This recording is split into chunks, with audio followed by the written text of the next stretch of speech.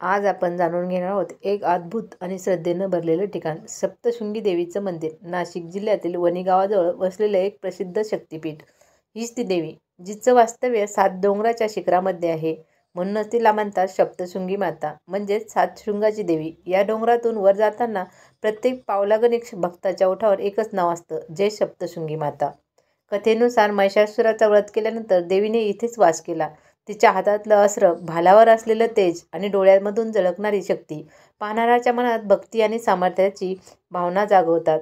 या मंदिरातील देवीची मूर्ती ही स्वयंभू आहे, म्हणजे ती कोणी तयार केली नाही, तर स्वतःच या डोंगरात प्रगट झालेली आहे. म्हणूनच अनेक भक्त तिला इच्छापूर्ती देवी म्हणून ओळखतात. नवरोत्सवात, चैत्र पौर्णिमा आणि इतर उत्सवाच्या काळात इथं भक्ताचा महासागर उसळतो. संपूर्ण डोंगर दिव्यांनी उजळून निघतो आणि जय मातादीच्या घोषात संपूर्ण परिसर दुमदुमतो. तो क्षण खरोखरच रोमांचक असतो. असं म्हणतात की ज्या भक्ताने मातेला मनापासून हाक मारली त्याचं रक्षण स्वतः सप्तशृंगी माता करते. तिच्या कृपेने भक्ताचं आयुष्य सुख, समाधान आणि शक्तीने भरभरून जातं.